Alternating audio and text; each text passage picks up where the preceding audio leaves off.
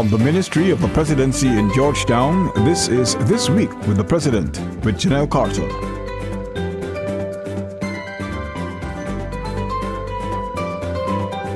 Welcome to another edition of This Week with the President, a weekly news magazine which provides you with an in-depth look at the policies, programs, and work of the President of Guyana in his quest to realize the good life for all Guyanese. I'm your host, Janelle Carter. In the news this week, over 50 outstanding Guyanese conferred with national awards for their dedicated service to the nation. Guyana to strengthen bilateral ties with Belgium, Vietnam, Indonesia, and Korea as President credits new ambassadors. And widespread intense training critical for the further development of the agriculture sector. Education is the best means of reaching the highest level of society. Every day, citizens across the political and ethnic divide in their individual areas of speciality provide invaluable service that contribute to the socio-economic development of Guyana. These citizens toil daily to ensure the development of Guyana and are often overlooked as they give selflessly to their country.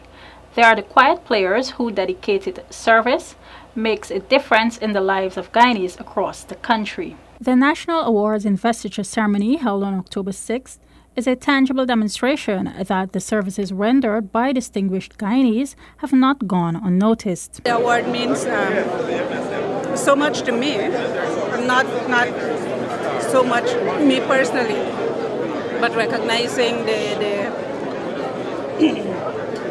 issues confronting indigenous peoples in Guyana and the struggles that we've gone through over the number of years and the struggles that will have to continue over the number of years. So for me, it is a personal achievement, but more so for what the indigenous peoples means to Guyana as well. It's a partial recognition of all the things I've done because I got the first Commonwealth Scholarship from the Northwest District. So it's a lesson to people. You can dream, but you have to work to make the dream come true. To be named a national awardee and to be given a badge of such high national honors is the ultimate expression of gratitude for service to the public, to which a price tag cannot be attached. National awards are a reflection of the respect and reverence of a grateful nation. We know that you have toiled in obscurity, sometimes with great exertion and at great personal expense, usually without reward, and in most cases, over a long period of time. National awards indeed are reserved for those who have distinguished themselves in the service of the nation. We applaud your accomplishments in your diverse fields, in academia, in business, in charitable and community work, in engineering, in the economy, in medicine, in public service, in religion, in sport, in teaching, in the defense and security services, and other fields of enterprise and endeavor. National awards, which were established 45 years ago when Guyana became a republic, are important symbols of nationhood. President Granger has demonstrated his commitment and passion to respect and restore these symbols. National awards, like our national anthem, like our national flag, like our national monuments, are ordained by our Constitution, our supreme law. The parchment which you have received must not be devalued. This congregation must not be disparaged. This ceremony must not be disregarded or belittled. These awards must not be conferred capriciously or irregularly. The awards, the Order of Excellence, Order of Rima, Cacique Crown of Honor, Golden Arrow of Achievement, Medal of Service, Disciplined Services Medal for Meritorious Service, Military Service Star, and the Military Service Medal constitute an important institution of the state. These awards constitute lasting mementos of achievement by the men and women of our country whose love and loyalty to country, patriotism, discipline, and dedication to duty has earned the recognition which brings them to today's ceremony. These awards were last given out in 2011. However, President Granger has taken the position that the National Awards Investiture Ceremony must become an annual feature in the national calendar of events. 52 citizens, 2 posthumously, and 1 local charitable organization were conferred with these honors. A pleasure to receive such an award. It's an award from your country, and one can get no greater honor than receiving an award from one's country. I'm honored to be awarded the Military Service Star.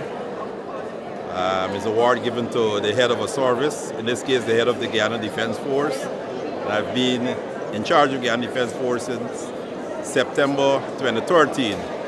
So in effect I am celebrating my completion of my second year in command of the Guyana Defense Force.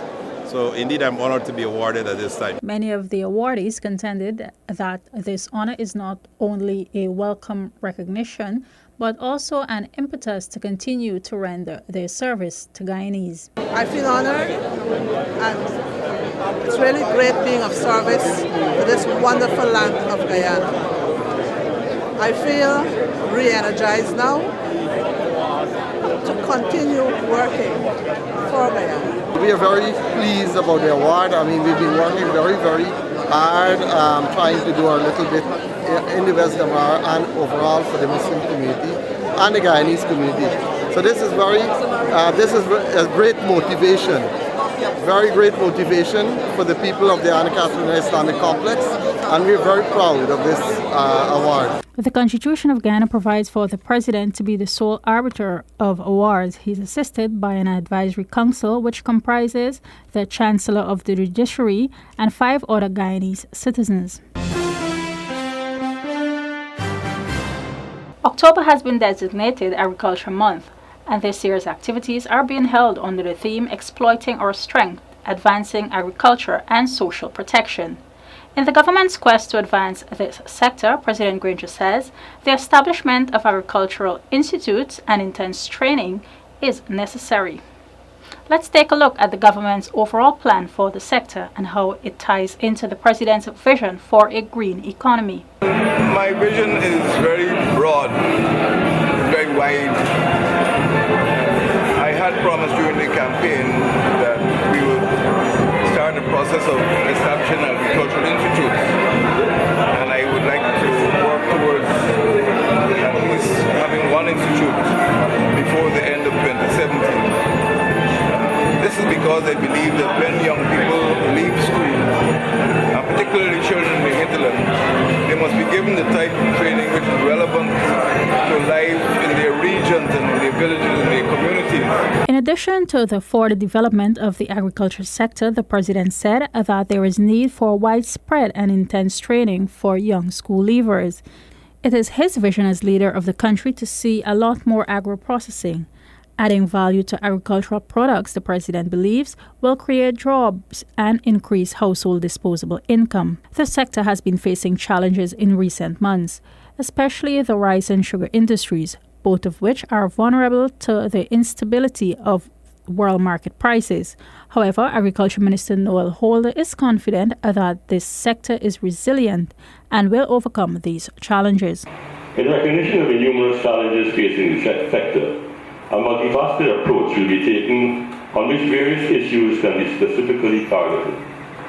This year's celebration will feature several activities which will not only position Guyana to push for more environmentally friendly initiatives, such as our National Tree Planting Day observed yesterday in Bartica, but also target rice, sugar, livestock and agro-processing and other crops. As the month-long observance continues, various agencies will show how important agriculture is to our economy. We will also place emphasis on our farmers and the sterling contribution they have made over the years to the nation's well-being. Meanwhile, the first activity to kickstart the Agriculture Month celebration was the launch of the National Tree Planting Day, where several tree planting exercises were conducted across the country. The President attended the Bartica tree planting exercise. The Region 7 community has been earmarked to become the first model Green Town in Guyana by the President. The President reiterated the call for Bartica to take the lead role in making Guyana a country with a green economy. We want to see trees in your farms. We want to see trees along the streets, lining the streets. We want to see trees in all the communities in this great region, Cuyuni-Mazaruni region.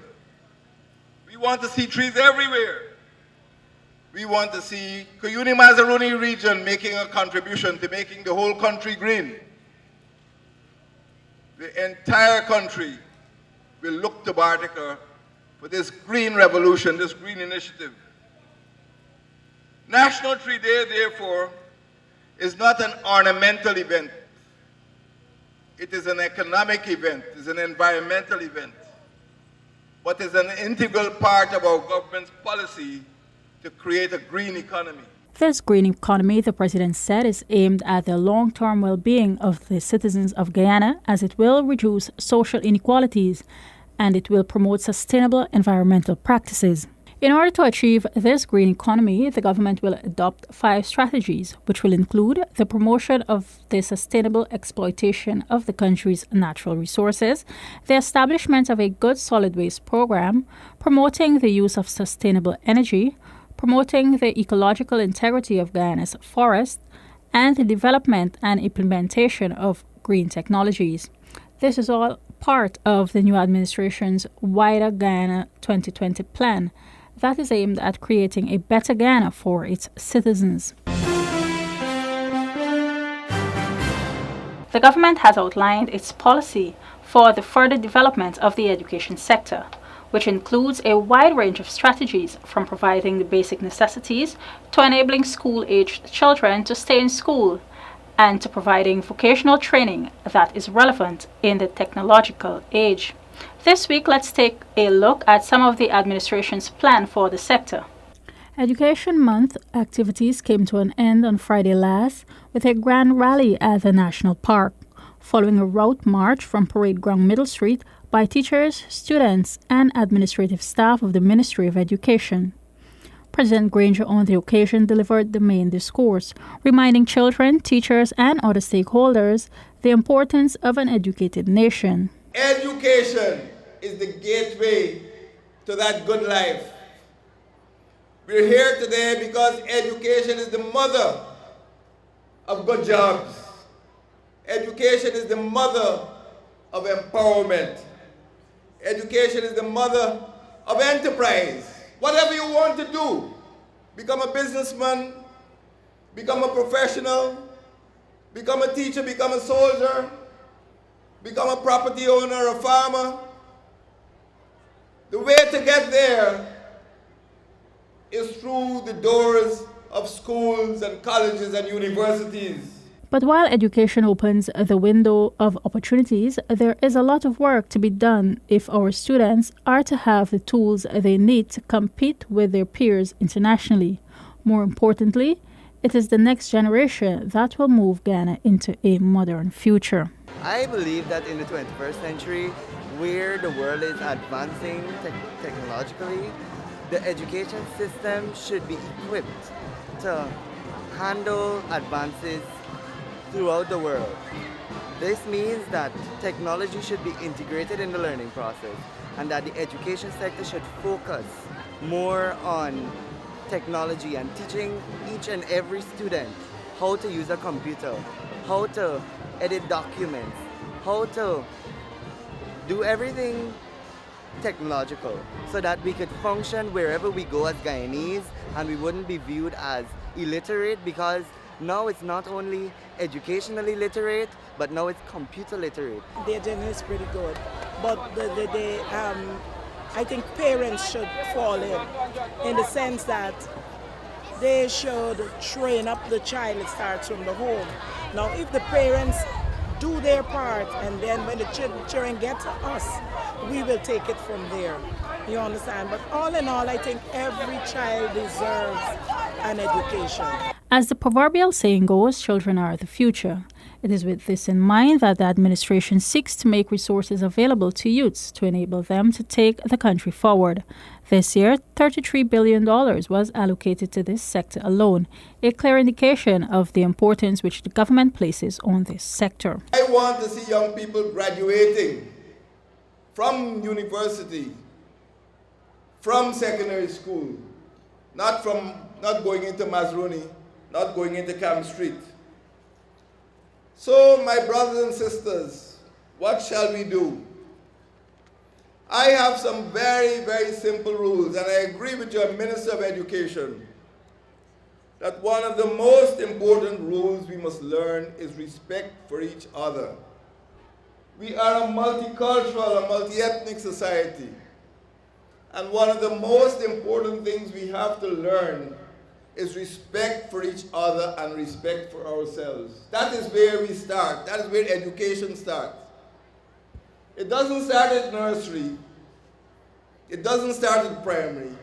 It starts at home. Further, while education has its role to play in nation building, it is also critical for the sector to adapt in order to address challenges and developmental needs of the country. In this regard, the Education Minister underscored the importance of reverence for the environment and the role the education sector can play. The education system must accept as a critical mandate quality education on environmental matters, and the primary responsibility is ours to create such a culture. The drought that is currently affecting the Rupununi is not discriminating in terms of culture or ethnicity, nor can we adequately combat the effects of its root cause, climate change, if we continue to be divided as a people. Teachers, policymakers, administrative staff, parents, I urge you to look around you, to look at the children gathered here with us. This is our legacy. As we close off the activities for Education Month and get down to the business of putting in place the policy directives we have assigned ourselves, let us recommit, for their sake, to planting the seeds of tolerance, of knowledge, of love, and mutual respect. Thanks for staying with us. What does the President do all week? Let's take a look inside his diary. On October 8, President Granger confirmed several diplomatic appointments by accepting letters of credence from Ambassador of the Democratic People's Republic of Korea, Pak Chung-yeol, Ambassador of the Socialist Republic of Vietnam, Nguyen Van Kien, Ambassador of the Kingdom of Belgium, Guy Servan, and Ambassador of the Republic of Indonesia, Dr. Dominicus Supritiko. The Belgian ambassador pledged during his stint in office to forge stronger bilateral ties with Guyana and to cooperate with the government on areas of mutual interest. He also lauded Guyana's integration efforts in the region. Belgium is most happy to have good relations, even excellent and close relations, with your country, which we consider one of the most important countries in the region, with a huge economic potential. Moreover, Guyana is also the host country for the Secretariat of CARICOM, and so has an important role in the other regional organizations like the OAS, CELAC, UNASUR, and others. Guyana has always been a strong supporter for more regional and interregional cooperation, and Belgium very much appreciates these integration efforts. The Vietnamese ambassador spoke highly of Guyana and its people for the successes it has achieved over the past 50 years in upholding state sovereignty, developing its national economy, and promoting social progress. Similar sentiments were expressed by the ambassador of Indonesia and Korea. The newly accredited ambassadors paid tribute to Guyana with a wreath-laying exercise at the Independence Arch on Brick Dam. This is done as a mark of respect to the country and its people. President Granger led the way in paying homage to the 11 Guyanese who died in the Cubana terrorist attack 39 years ago. Let's take a moment to remember the victims: Margaret Bradshaw, Sabrina Harry Paul, Cisnarayan Kumar, Ann Nelson, Harold Norton, Raymond Prasad, Gordon Sober, Royal Thomas, Rita Thomas, Violet Thomas, and Jacqueline Williams. The sober ceremony was held at the monument site, which is located at the University of Ghana campus, and was well attended as it brought to the fore the price small states pay in an effort to defend their principles. On Wednesday, October 6, 1976, Cubana Airways flight CU-455 was scheduled to fly following route Ghana to Trinidad, Trinidad to Barbados, Barbados to Jamaica, and finally Jamaica to Havana, Cuba.